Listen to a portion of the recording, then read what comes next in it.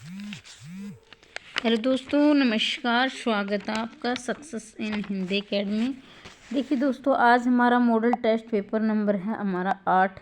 इससे पहले मैंने 7 मॉडल टेस्ट पेपर डाल दी हैं। जिसने वो नहीं देखे वो भी देखें, क्योंकि अगर आपने ये 15 मॉडल टेस्ट पेपर लगा लिए तो आपकी अच्छी खासी तैयारी हो जाएगी। और एक तरह से मैं कहना चाहती हूँ कि एक पेपर आपका पूरा तैयार हो जाएगा। इन्हीं में से कोई न मतलब 1-2% तो कह नहीं सकते, लेकिन ज़्यादातर पर्सन इन्हीं में से आ जाएंगे। ठीक है, अगर आप इसी तरह निरंतर क्लास चाहते हैं और पहली बार चैनल पर आए हैं तो चैनल को सब्सक्राइब कर दें, शेयर कर दें वीडियो को। अवश्य चलो आगे बढ़ते हैं।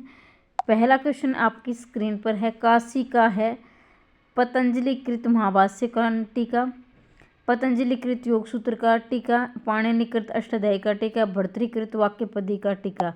तो इसका आपका उत्तर रहेगा 91 का ऑप्शन नंबर सी रहेगा, पाणिनि कृत अष्टाध्यायी का टीका।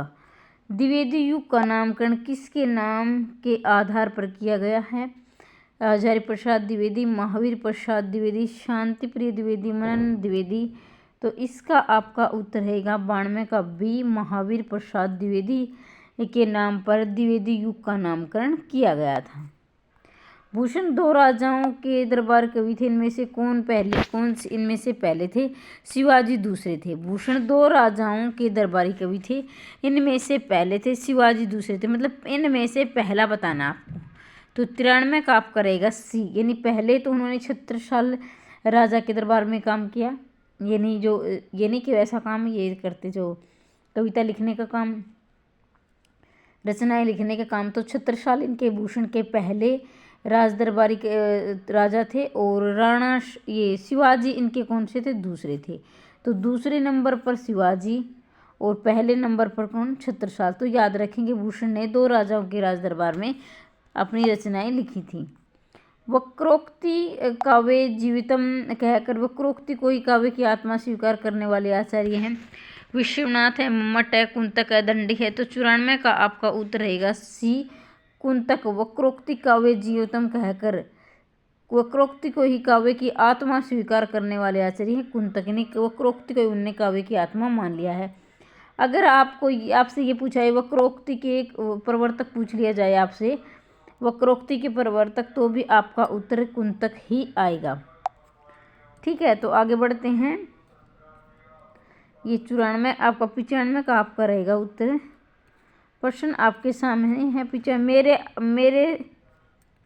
मेरे घर से आपका घर 5 किलोमीटर दूर है। इस वाक्य घर से में कौन सा अलंकार है?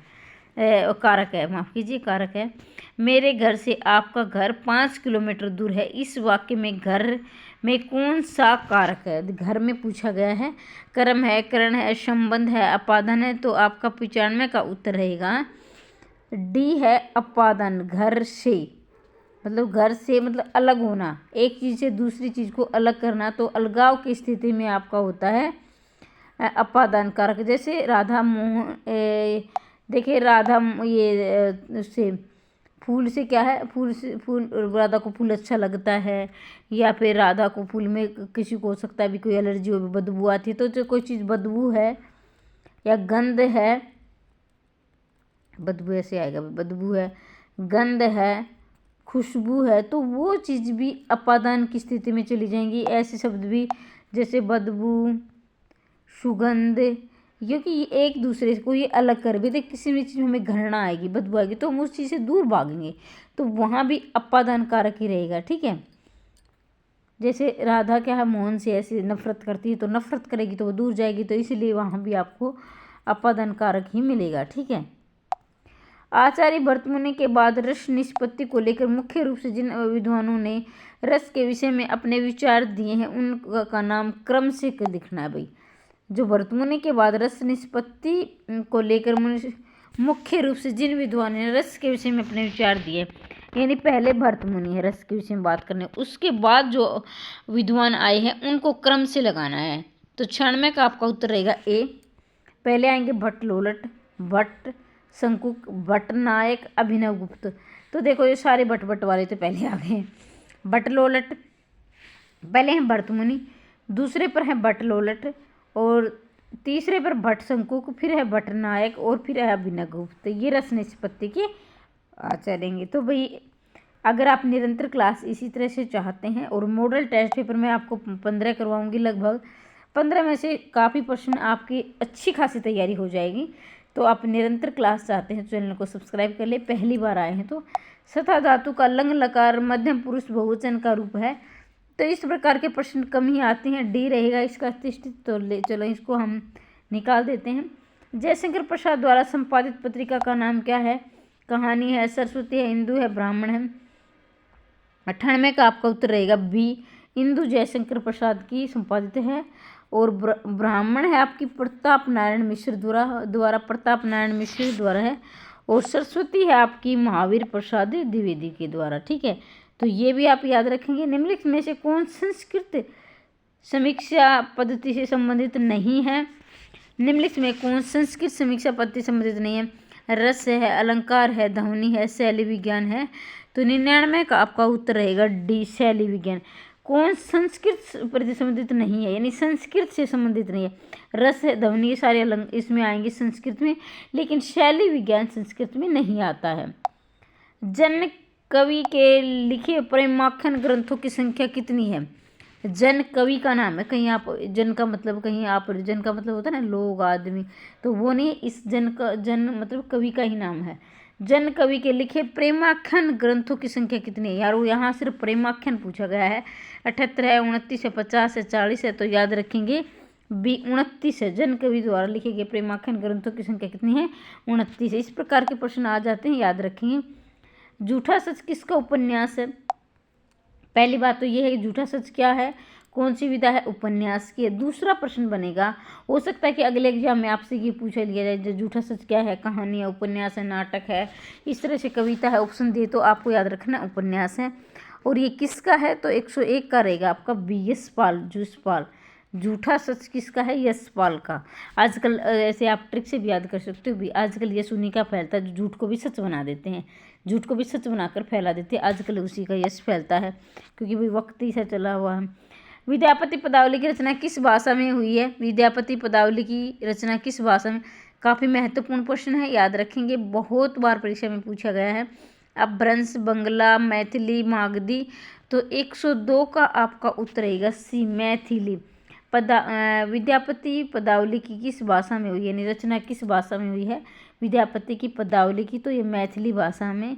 इसे मैथिल विद्यापति को मैथिल कोकिल भी कहा जाता है। मैथिल कोकिल, इनका नाम उपनाम भी आप याद रखेंगे, बहुत बार पूछा गया है। मैथिल कोकिल विद्यापति को कहा जाता है, क्योंकि इनकी पदावली के कारण बहुत प्रसिद्ध हुए थे, और पदावली की रचना इन्होंने मैथिली में की थी, इसलिए इन्हें मैथिल कोकिल कहा जाता है। और इनकी जो कीर्तिलता है, कीर्ति पताका, ये अपभ्रंश में है, ये भी याद रखेंगे, कीर्तिलता और कीर्ति पताका।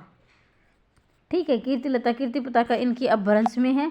अगर आपसे वहाँ अपभ्रंश में उत्तर नहीं मिले आपको, तो आप अवहट करेंगे। अगर अपभ्रंश और अवहट दोनों है तो आप अवहट करेंगे, लेकिन ज़्यादातर अपभ्रंश ही लिखा मिलता है। लेकिन अगर दोनों ऑप्शन दिया जाए कि कीर्तिलता, कीर्ति पताका की रचना अपभ्रंश या अवहट है, तो आप अवहट करेंगे, ये भी आप याद रखेंगे। इनमें से नाथ संप्रदाय में क्या नहीं है?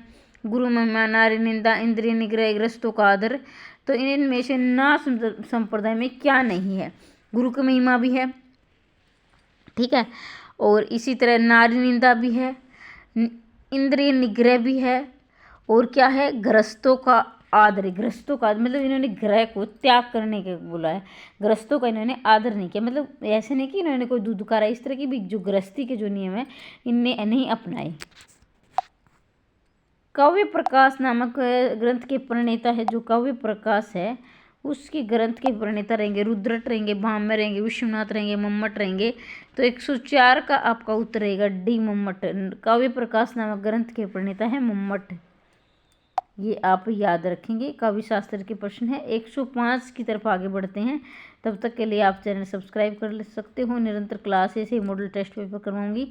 एचपीएससी सब्जेक्टिव पेपर की तैयारी कर रहे हैं तो उसकी भी क्लास आपको मिल रही है। कष्टापन शब्द में संधि है, कष्टापन ने 105 का रहेगा बी, तत्पुरुष समास में में कितने 6, जैसे कार की भक्ति होती है 8, लेकिन इसमें संबोधन और कर्ता को छोड़कर बाकी 6 मिलती हैं। दूसरा पद प्रधान होता है।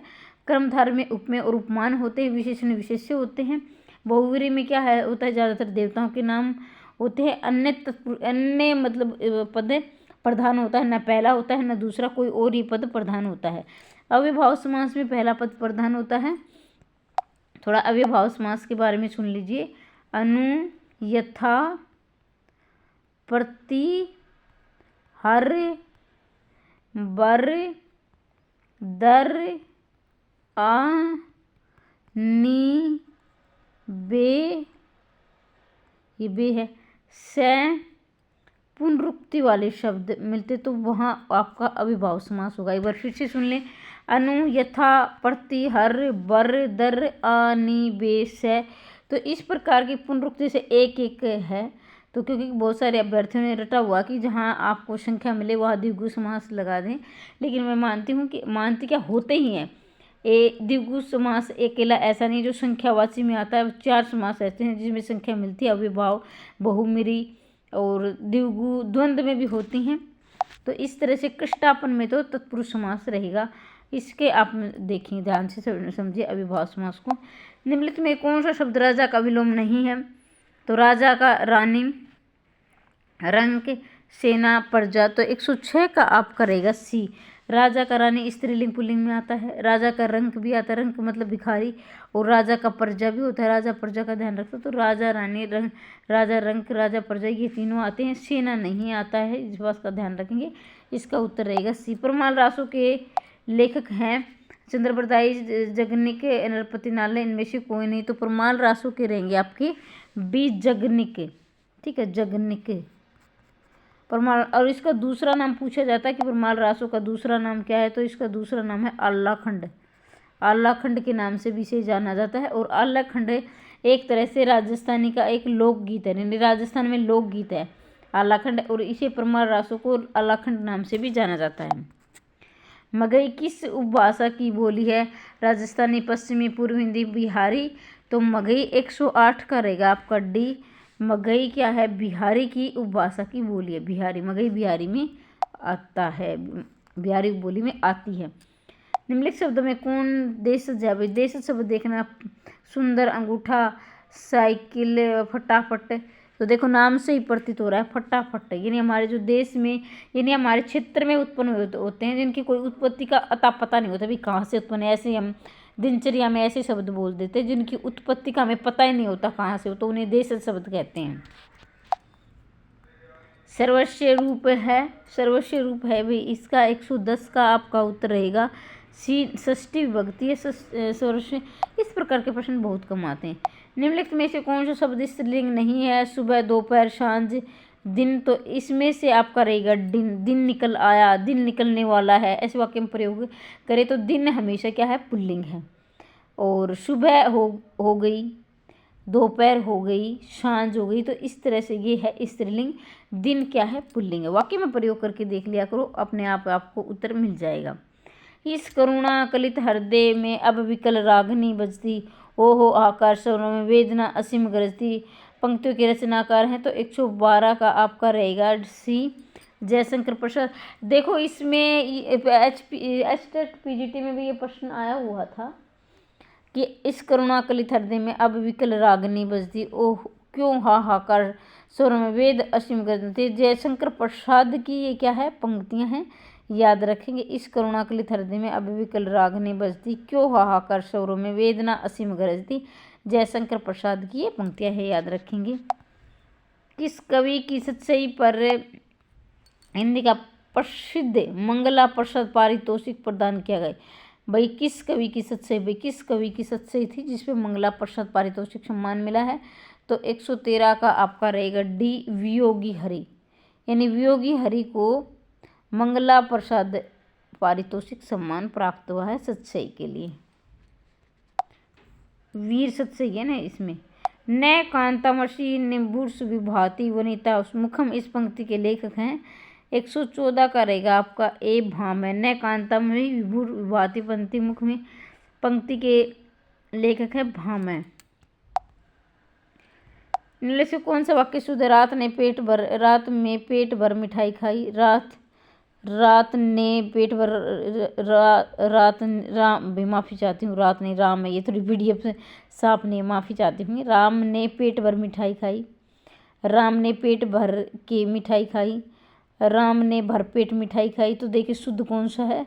तो इसका रहेगा सी, राम ने पेट भर मिठाई खाई। राम ने पेट भर मिठाई भरपेट राम ने भरपेट मिठाई खाई।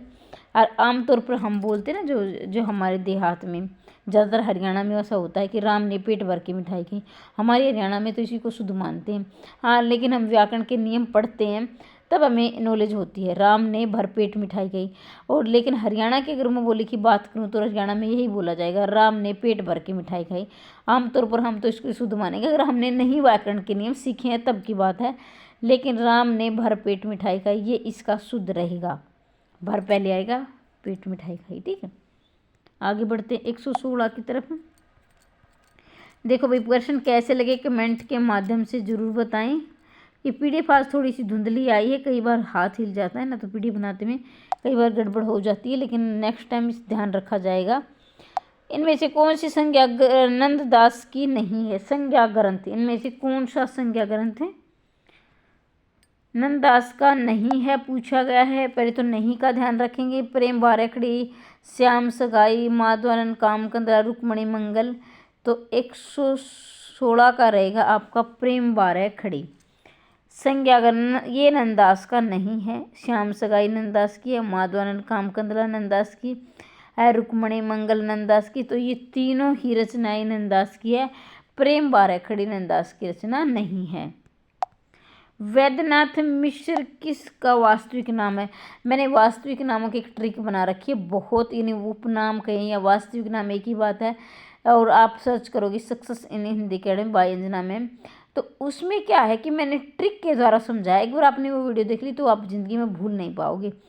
तो वैद्यनाथ त्रिलोचन है, नागार्जुन है, धूमिल है, मुक्तिबोध है। 117 का आपका रहेगा बी। नागार्जुन का दूसरा नाम क्या है, या दूसरा नाम या वास्तविक नाम या उपनाम कह लीजिए, तो वैद्यनाथ मिश्र है। ठीक है। और त्रिलोचन का इसका सुदामा पांडे धूमिल, सुदामा पांडे इसका पूरा नाम धूमिल है। इसका गजानन माधव मुक्तिबोध है। सुमित्रानंदन पंत नामक ग्रंथ के लेखक हैं doctor Namvar Singh, doctor Narendra Sharma, doctor Ramvilas Sharma, Acharya Anand Dulare Vajpeyi. 118 का आपका रहेगा बी, डॉक्टर नरेंद्र। ठीक है, नगेंद्र नहीं है, नरेंद्र है, याद रखेंगे। सुमित्रानंदन पंत नामक ग्रंथ के लेखक है डॉक्टर नरेंद्र। ठीक है, कहीं आप नगेंद्र हो सकता है, नगेंद्र भी ऑप्शन दिया हो, तो ज़्यादातर आप नगेंद्र की उक्तियाँ याद करते हो तो वहाँ गड़बड़ हो सकती है। तो याद रखेंगे डॉक्टर नरेंद्र है, ना कि डॉक्टर नगेंद्र। ज्ञानबोध किसकी रचना है? सुंदरदास, मलुकदार, रज्जब जी, इनमें से कोई नहीं। तो ज्ञानबोध आपकी इसका उत्तर हो जाएगा बी, मलुकदास। ज्ञानबोध है मलुकदास की रचना, काफ़ी बार पूछी गई है, बड़ी महत्वपूर्ण रचना है।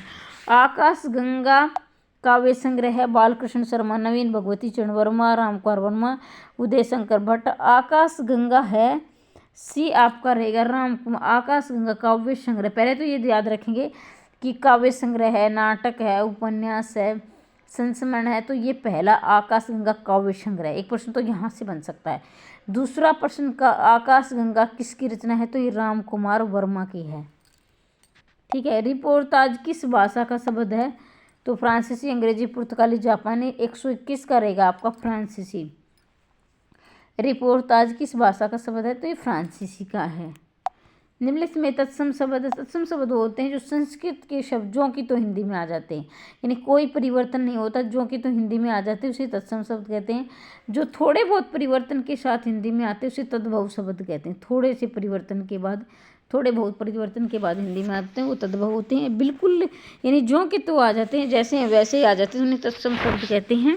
ठीक है। तो 122 का आपका उत्तर रहेगा, ये रहेगा मेघ है, जो मेघ ये क्या है? तत्सम शब्द है। मेघ का आएगा बादल, ये बादल क्या है? तद्भव है, याद रखेंगे। ठीक है।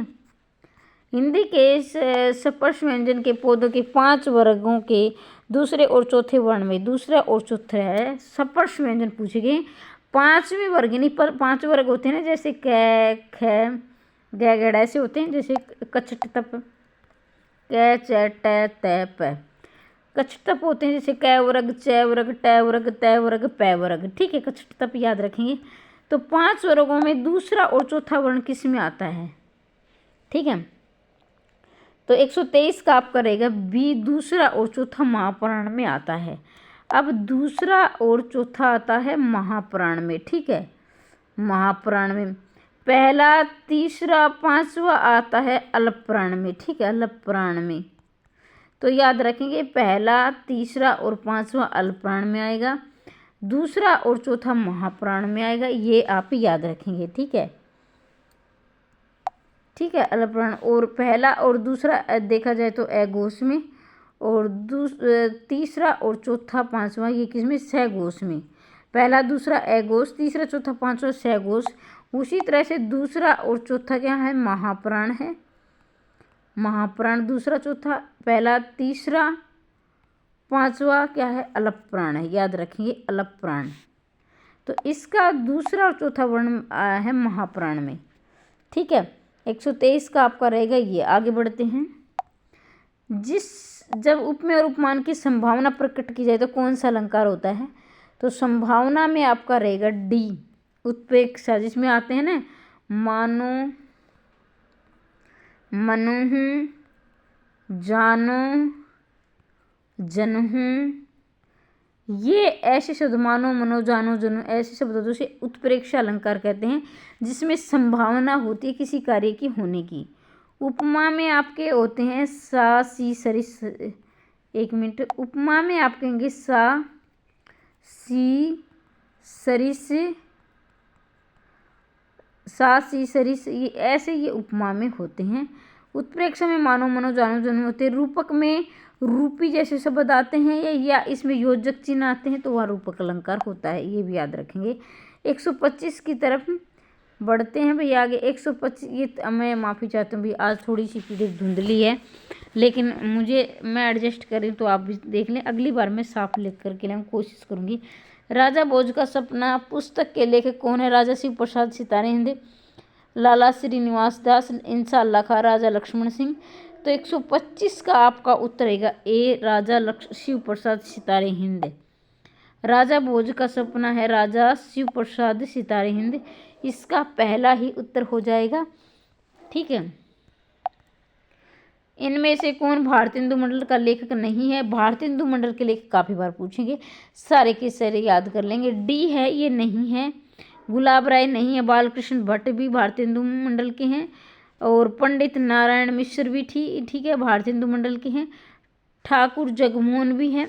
राधा कृष्ण दास भी इसी में आएंगे, राधा कृष्ण दास। ये बालकृष्ण भट्ट का भी बार पूछेंगे, ये याद रखेंगे। 127 भाग्य और पुरुषार्थ, इनमें से किस लेखक का निबंध? भाग्य और पुरुषार्थ किस लेखक का निबंध है? आगे का है जैनेन्द्र कन्हैयालाल मिश्र, प्रभाकर राम वृक्ष बेनीपुरी। तो 127 का आपका रहेगा बी, जैनेन्द्र। भाग्य और पुरुषार्थ, इनमें से जैनेन्द्र का निबंध है भाग्य और पुरुषार्थ। जागीर जस चंद्रिका की रचयिता इनमें से कौन है? तो ये रचयिता देख लेना, ये शुद्ध है रचयिता, ये कई बार पूछा गया शुद्ध शुद्ध में, तो च पर मात्रा नहीं आएगी, ये पर आएगी। ठीक है, तो देखिए जागीर जस चंद्रिका किसके है भी? 128 का रहेगा आपका सी, केशवदास। केशव को कठिन काव्य का प्रेत भी कहा जाता है। कठिन काव्य का प्रेत किसने कहा है? रामचंद्र शुक्ल ने कहा है कठिन काव्य का प्रेत। कठिन गद्य का प्रेत पूछा जाए, कठिन गद्य का, तो अज्ञे रहेंगे, ये भी रामचंद्र शुक्ल ने बोला। कठिन गद्य का प्रेत अज्ञे। काव्य का प्रेत केशवदास। कैसे काव्य, कैसे केशवदास, ऐसे भी जोड़ सकते हैं, जैसी आपकी मर्जी याद करना है। कठिन गद्य का प्रेत अज्ञे, कठिन काव्य का प्रेत केशवदास, ये दोनों ही रामचंद्र शुक्ल ने कही हैं। तो इसका रहेगा आपका सी। सखी संप्रदाय के प्रवर्तक है मध्वाचार्य, स्वामी हरिदास, विष्णु स्वामी निब्राचार्य। तो 129 का रहेगा आपका बी, स्वामी हरिदास। सखी संप्रदाय के पद को, सखी अपने क्या स्वामी को, हरि को क्या मानती? स्वामी मानती है। हरि को क्या मानती? स्वामी। सखी संप्रदाय के प्रवक्ता स्वामी हरिदास।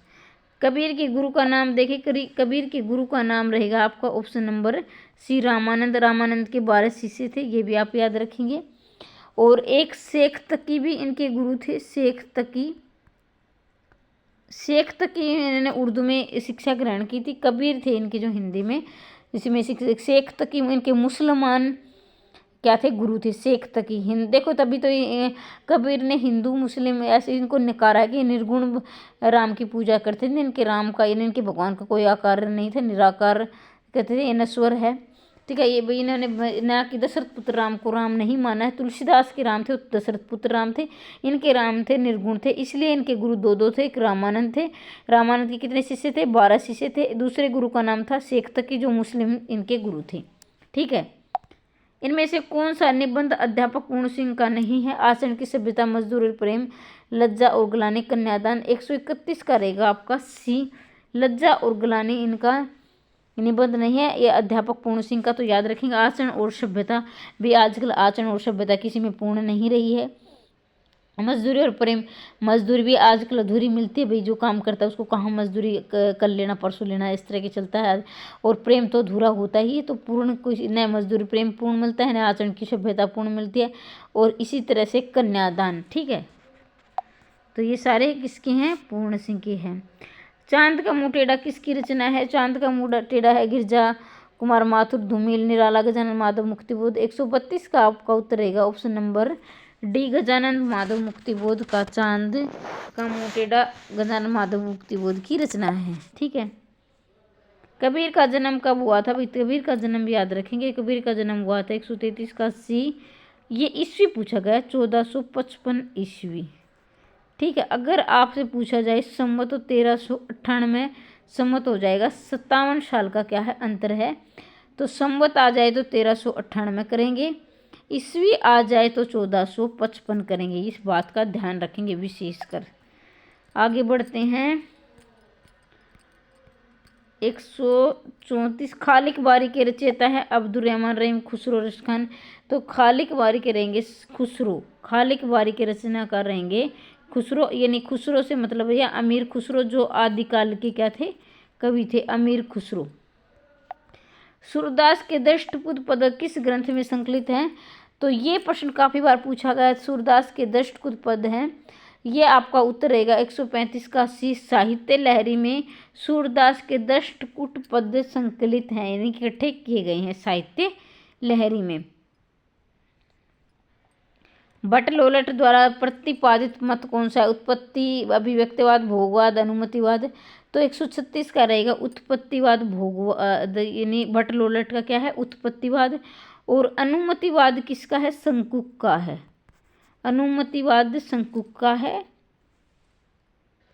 और अभिव्यक्तिवाद है अभिनव गुप्त का, अभिव्यक्तिवाद है अभिनव गुप्त, इसका रहेगा अभिनव, इसका रहेगा शंकुक, इसका रहेगा भट्ट लोलट। तुलसीकृत विनय पत्रिका रचित है भाई ब्रज भाषा में है, तो जहाँ राम और मंगल आए वो क्या है? अवधी भाषा। राम और मंगल आए तो वो अवधी भाषा रहेगी। जैसे रामचरितमानस, पार्वती मंगल, जानकी मंगल, इनकी भाषा अवधी है। बाकी विनय पत्रिका और सारी जो भी रचनाएं हैं अवधी की अलावा, यानी राम और मंगल के सिवा जितनी भी रचनाएं इनकी ब्रज भाषा में है। तुलसीदास ने ब्रज भाषा और अवधी दोनों ही भाषा में इनका समान अधिकार था, दोनों में रचनाएं लिखी। काफ़ी बार पूछा गया ऐसे कवि कौन से हैं जो अवधी और ब्रज भाषा दोनों में रचनाएं लिखते थे, तो इन्हीं का नाम आएगा तुलसीदास, ठीक है। तुलसी आधुनिक वातावरण पुस्तक के लेखक है, तुलसी आधुनिक वातावरण से पुस्तक के लेखक हैं, तो इसका आपका उत्तर रहेगा रमेश कुंतल, मेघमाता प्रसाद गुप्त, अशोक वाजपेयी, विश्व प्रसाद मिश्र। तो 138 का आपका रहेगा सी, अशोक वाजपेयी। तुलसी आधुनिक वातावरण से पुस्तक के लेखक अशोक वाजपेयी। शिव का अर्थ नहीं है, तो शिव का अर्थ नहीं है, देखिए 139 का रहेगा आपका सी, चक्रपाणी शिव का अर्थ नहीं है। चक्रपाणी में किसका आएगा? विष्णु आएगा, शिव विष्णु चक्रपाणी, ठीक है। पशुपति, महादेव, शंकर, ये सारे शिव के नाम हैं। जीतने की इच्छा हेतु ये वाक्यांश के लिए एक शब्द दिए गए हैं। 140 का रहेगा आपका बी, जिगीसा। जीतने की इच्छा जिगीसा, जिगीसा, जीविसा, जानने की इच्छा जिजीविसा। जीतने की इच्छा जिज्ञासा और जीने की इच्छा रहेगी आपकी जिजीविषा। तो ये सारे याद रखेंगे, ठीक है। पाली भाषा की समय सीमा मानी गई है। पाली भाषा की समय सीमा मानी 141 का बी 500 ईस्वी से प्रथम शताब्दी ईस्वी तक। 500 पाली भाषा की समय सीमा है 500 ईस्वी से प्रथम। और जिसकी अगर हिंदी की पूछी जाए तो 1000 ईस्वी में हिंदी का क्या हुआ था, जन्म हुआ था 1000 ईस्वी में। बांधो ने नाव इस ठाव के लेखक है। बांधो ने नाव इस ठाव के लेखक रहेंगे 142 का बी निराला। बांधो नाव इस ठाव के निराला सूर्यकांत त्रिपाठी निराला इनका पूरा नाम है। 143 का देखेंगे उत्तर। देखो भाई वीडियो कैसी लगी, प्रश्न कैसे लगे, आपको कितना फ़ायदा मिले ये भी आप जरूर बताएं। ज्ञान राशि के संचित कोश का नाम ही साहित्य है। ज्ञान राशि के संचित कोश का नाम ही साहित्य है। तो ये काफ़ी बार पूछा गया है। महावीर प्रसाद द्विवेदी का ये कथन है, ज्ञान राशि के संचित कोश का नाम ही साहित्य है, महावीर प्रसाद द्विवेदी की। अर्भ्यम शब्द है तो अर्भ्यम शब्द 144 का आपका रहेगा ए। असमद शब्द की चतुर्थी बहुवचन, ये इस प्रकार की कमी आती है। मंगलेश डबराल की रचना है तो मंगलेश डबराल की रचना है 145 का रहेगा आपका बी। पहाड़ पर लालटेन क्या है, मंगलेश डबराल की है। मिस्र बंधुओं ने परिवर्तन काल की समय सीमा निर्धारित की है तो 146 का रहेगा आपका। संवत 1890 विक्रम संवत से 1925 विक्रम संवत ने परिवर्तन काल की समय सीमा निर्धारित किया। आँख का अंधा गांठ का पूरा लोकोक्ति का अर्थ है अंधा परंतु विवेकशील होना, मूर्ख धनी, अंधे के पास धन होना, आँखों का रोग। तो देखो भाई मैंने कई बार बताया कि लोकोक्ति और मुहावरे में याद रखेंगे कि जितना जैसे आँख दिया है तो आँख ही मिलेगा ना, तो वो मतलब जैसे अर्थ है ना वैसा ही अर्थ दिए तो वो बिल्कुल भी उत्तर नहीं होगा। जैसा वाक्य दिया गया है अगर वैसा ही वाक्य एक और उपवाक्य या वैसा ही अर्थ दिया है तो इनसे बिल्कुल अलग होगा, बिल्कुल अलग अर्थ मिलेगा। वैसा ही मिलेगा तो वैसा नहीं होगा। ये आपको भ्रमित करने के लिए दिया जाता है, इतना आप ध्यान रखेंगे। तो इसका रहेगा बी मूर्ख। देखो अंधे के पास धन होना तो ये दिया गया है, इसमें नहीं होगा, ठीक है। सेम आँख का अंधा कांठ का पूरा, आँख का रोग ये भी नहीं होगा। अब अंधा का परंतु ये भी अंधा तो मूर्ख धनी, ये इससे अलग है, बिल्कुल अलग है, इसलिए इसका उत्तर ये आया है मूर्ख। आँख का अंधा गांठ का पूरा तो मूर्ख धनी, यानी मूर्ख है परंतु धनी है, उसके पास पैसा है।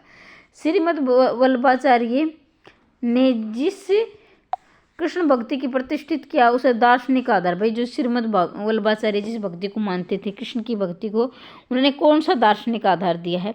अद्वैत दर्शन, द्वैत दर्शन, शुद्धोद्वैत दर्शन, द्वैतवाद दर्शन। तो 148 का रहेगा आपका उत्तर सी शुद्धोद्वैतवाद दर्शन। अद्वैत में आएंगे आपके शंकराचार्य, यानी शंकराचार्य अद्वैत में आएंगे।